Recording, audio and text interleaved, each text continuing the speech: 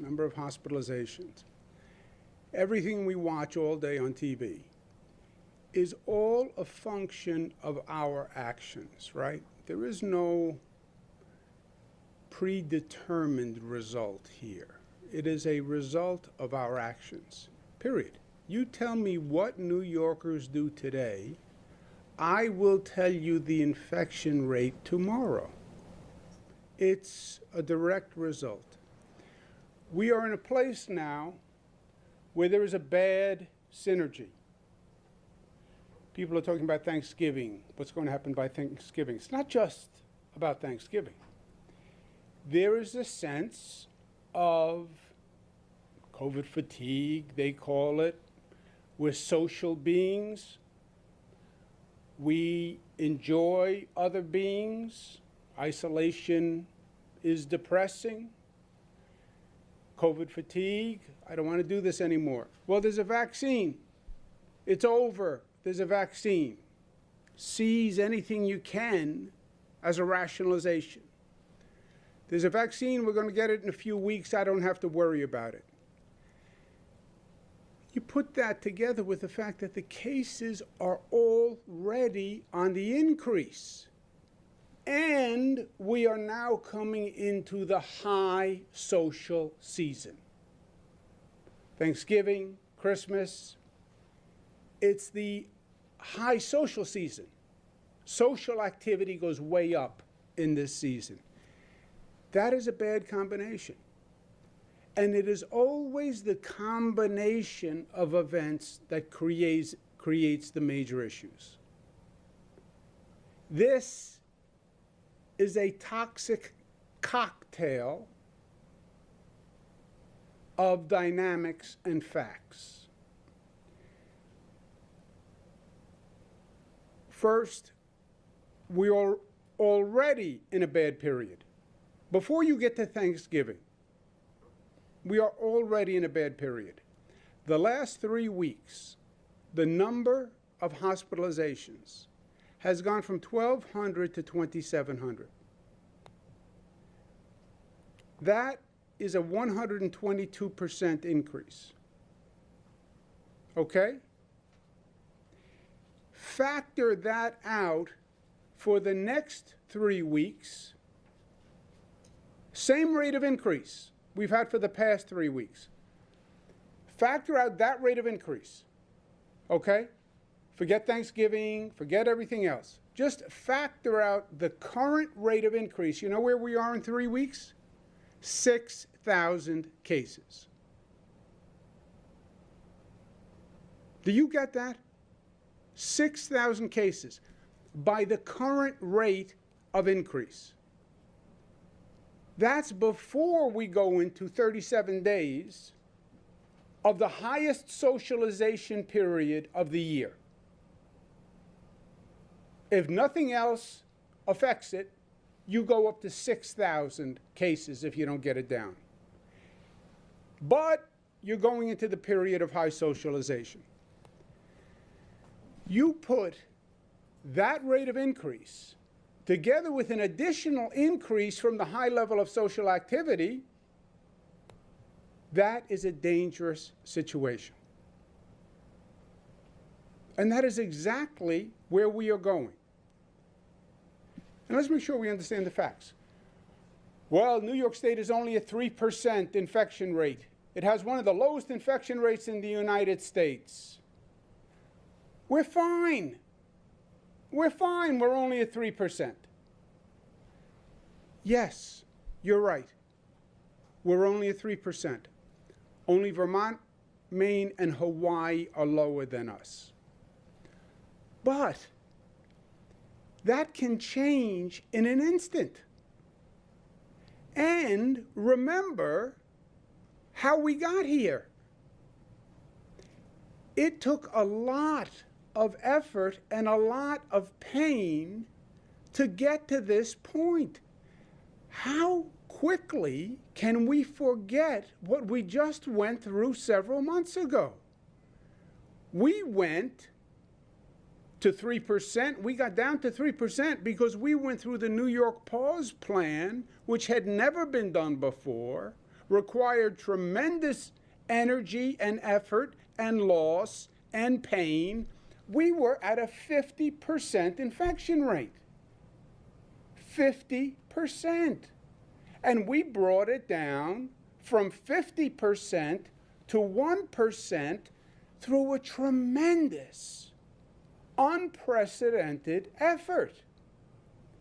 How do you forget all the pain that we went through?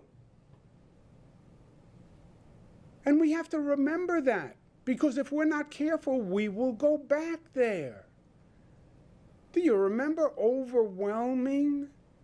having such a loss of life that we overwhelmed the cemeteries and the funeral homes? And we were storing bodies in refrigerated trucks, literally, that we ran out of space. 800 people died on one day. 800 people died on one day.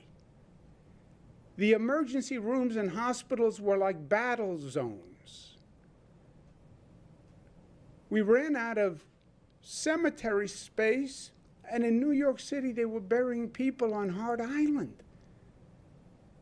I mean, how do we not remember that? And how doesn't that chasten us and frighten us? It frightens me. I remember it like it was yesterday. Walking into the Javits Center, which looked like an emergency hospital after an apocalypse. It looked like it should be in a science fiction movie. Hundreds of cots lined up, one after the other after the other. I mean, that was just a few months ago. That's reality. That's what can happen. We work together. People were heroic. We go from 50% down to 1%. We brought the rate down, but you know what? We can bring the rate up. You can bring the rate up a lot easier than you brought the rate down. If our actions change, the rate will change. If the actions change, the rate will change. 3% positivity statewide. Yes, but that's not relevant. That's not relevant. What's relevant is the variance in the infection rate, and what's relevant to you is the infection rate in your community. This state, the highest infection rate is 9.6. The lowest rate is 0.24.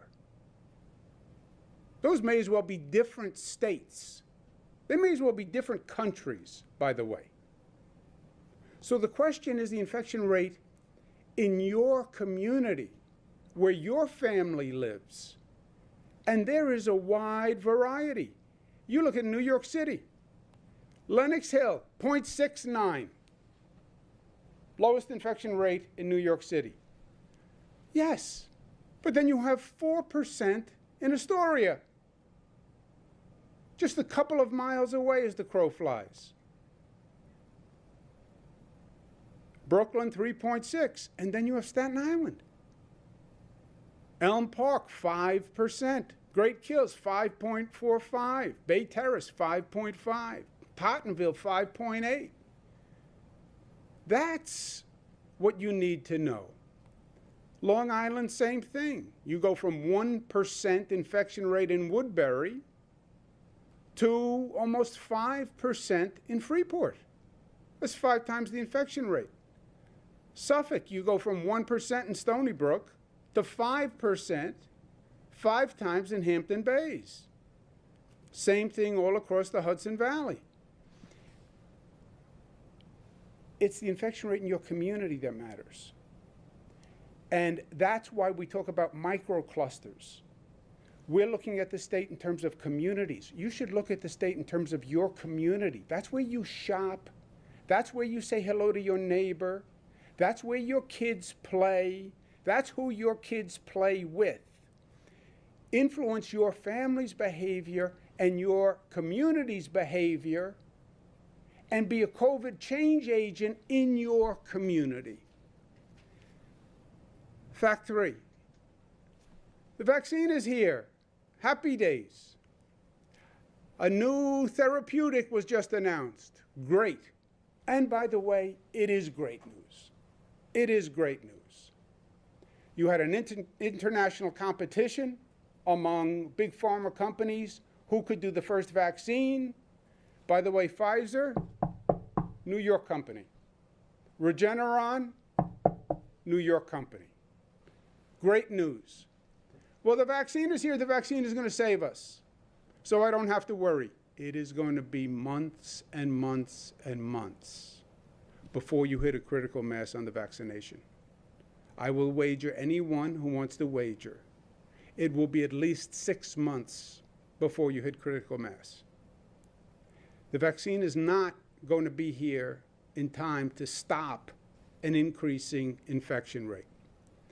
Fact 4, the numbers are going up. And I'll tell you how these numbers work, because these numbers have kept me awake for many, many, many nights. Positivity rate goes up. Then the hospitalization rate goes up. Then the number of people in intensive care goes up. Then the number of people in intubation goes up. And then the number of people who die goes up. That is what happens. People get infected. They go into the hospital. They go into the ICU. They're intubated. They die. The numbers are going up. Fact 5. We are threatened by everyone around us. All the surrounding states are higher than we are. They have a higher infection rate. Jersey's over 5. I'm sorry, Jersey's over 7, Connecticut's over 5, Pennsylvania's over 11. And these people come in and out every day. They work here, they socialize here, they're in the bar, they're in the restaurant every day. You see the reflection of the numbers in today's number.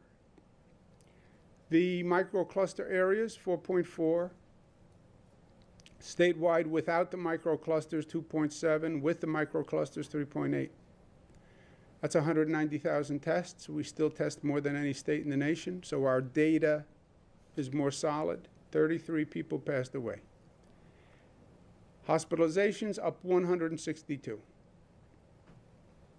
And then the ICUs go up, 43. Then the intubations go up. And then the death number goes up. That is what is happening. Those are the facts. We have a number of announcements of yellow zones, orange zones, red zones. Remember what they are. Yellow zone in New York City is 2.5, reduces house of worships, gatherings. Orange zone reduces mass gatherings more. Businesses close high risk in an orange zone.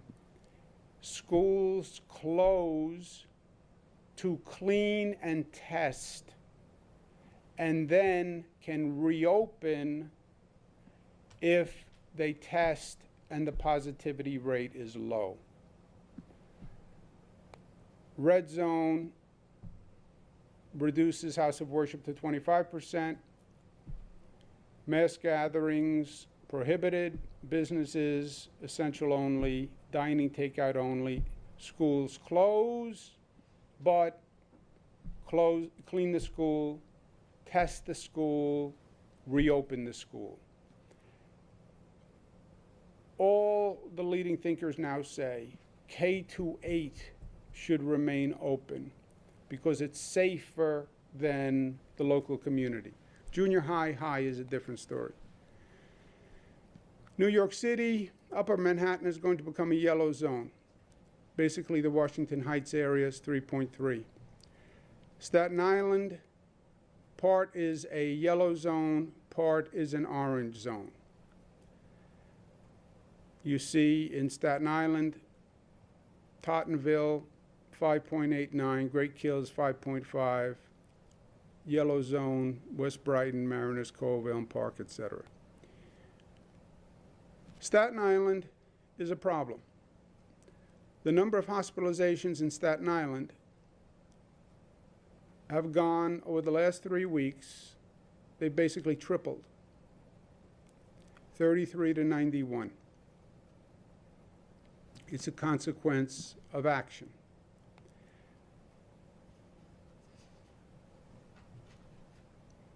These are our 3 weeks overall, 122% increase.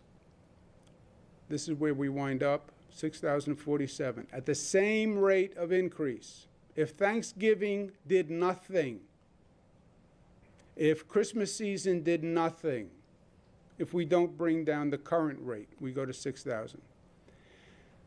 Staten Island has such an issue that it has triggered a hospital capacity issue. And the hospitals have contacted us and they say they need emergency beds on Staten Island. And we're going to open an emergency COVID patient facility at South Beach on Staten Island. Remember when we had to set up field hospitals, emergency hospitals for additional capacity? Well, that's what we have to do on Staten Island. Long Island, Hampton Bays is a yellow district at 5. Suffolk, Riverhead is a yellow zone.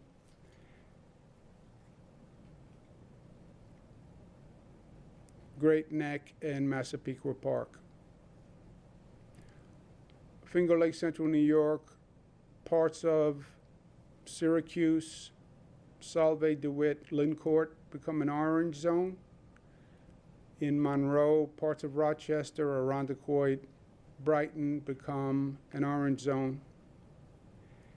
On the warning track, parts of Erie County are on track to become a red zone. Westchester County, parts of it are on track to become an orange and a red zone. Orange County on track to become an orange zone. Unfortunate coincidence between Orange County and Orange Zone. Putnam County, Brewster is on track to become a yellow zone. Ontario, Victor on track to become a yellow zone. This is my last point. Thanksgiving, this is my personal opinion. So it's worth what you pay for it. Since you don't pay for it, it's worth nothing. This is not a normal Thanksgiving. It's just not a normal Thanksgiving, despite the commercialization. I'm sitting there last night, I'm watching television. All these commercials. Thanksgiving is coming, here's Thanksgiving. 20 people around the table, everybody drinking, passing turkey, laughing, kissing, hugging. Yeah. All beautiful pictures of Thanksgiving in the storybook setting, the way we wish it could be. Those commercials have nothing to do with what this Thanksgiving should be. Because those commercials are selling cranberry sauce, and they're selling liquor, and they're selling turkey stuffing. So they're trying to say, this should be a normal Thanksgiving, buy our product. I understand that. This is not a normal Thanksgiving. My daughter Mariah calls. You know Mariah. She's in Chicago. And she calls and very calmly, we have a very rational conversation. She says she talked to the doctors. It would be risky for her to come home for Thanksgiving. She's in Chicago. Why? Well, they say even if I get a test, I have to get it on an airplane. An airplane is risky. I have to go through the airport. The airport is risky. It's such a time now where I can actually test negative, but have the virus, but the antibodies haven't shown yet, which is true. This is a lag. So she said, I'm not going to come home for Thanksgiving because it's unsafe. And we talked through alternatives. I said, look, I'll get in the car, I'll come and I'll pick you up.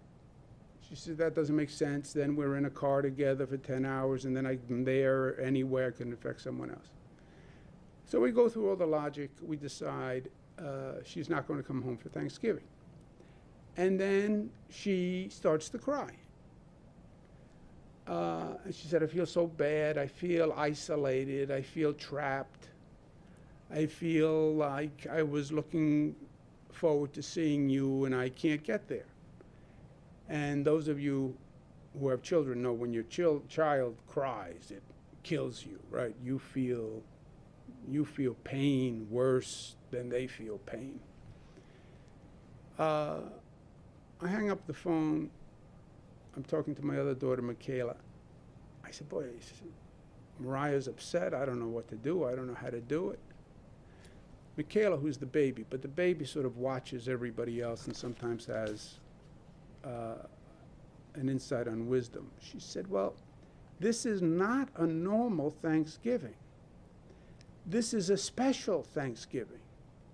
This is better than a normal Thanksgiving because it's more powerful and it's more meaningful. And it's not just about the commercialization and the trappings. Let's think about what Thanksgiving really means and really should mean when we say we give thanks. Because this is a year when we really should be thankful. And she's right. This Thanksgiving is more special than most Thanksgiving. It has a deeper meaning. This has been a horrific year where we have seen the worst in a generation. And we've also seen the best in a generation. And let's think of Thanksgiving as a time to, yes, really give thanks to the people who really did phenomenal things this year. Those doctors and nurses who were just amazing, all the essential workers, all the neighbors who went out and shopped for their neighbor and helped them out, all the senior citizens who had the worst year, who couldn't see their family, who were in nursing homes with no visitation, who were scared for themselves because they were the #1 targets for COVID. Every person who wears a mask. Be thankful for them that they care enough to do it. Every restaurant owner, business owner, bar owner who lived by the rules and who suffered economically to keep their business open, every police officer, every EMS worker, every bus driver and train operator who had to stand there with hundreds of people walking past them all through COVID. Every reporter who goes out there to cover the story, to tell people the truth. Those National Guard people. I remember looking at the National Guard when we were setting up the Javits Center. And I saw fear in their eyes. It was like a stage from a movie. It was so frightening, with all green uniforms, green trucks, Army rations, Army nurses. It was frightening. They were scared. But you know what? They were there. They were there. They didn't call in sick. They showed up. Think about all the people who left their homes every day so that we could stay at home. Think about what I was saying to people every day. It's dangerous. Stay home. I'm not kidding. Stay home. But not you, essential worker. You have to show up, and you have to leave your house so everybody else can stay home. What a beautiful gesture. Be thankful for that. How about the thousands of families who this Thanksgiving know the person who's not there? Because thousands and thousands of families lost someone. Why don't we really honor that this Thanksgiving? And saying, yes, we're going to be alone physically, but we are spiritually together, celebrating in a way that is even deeper than just the proximate location of sitting next to someone. Yeah, Mariah's going to be in Chicago. But you know what? The feeling of this Thanksgiving and my love for her and her gesture and the way she helped me this year and the way she helped other New Yorkers, she did the Mask Up campaign. The fact that she cares enough not to come home was such a beautiful gesture of love. Thank you, Mariah, for thinking more of me than yourself and not coming home. We have to think of Thanksgiving that way. It's not that table. You're giving thanks and honoring your global family and the family of New York and everything that we did together this year. That's what we're thanking.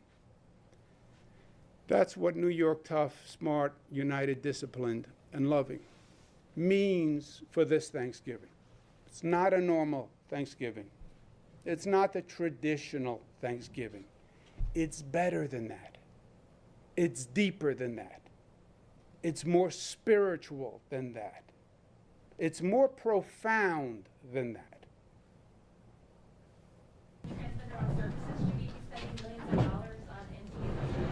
Thank you very much. Have a happy Thanksgiving.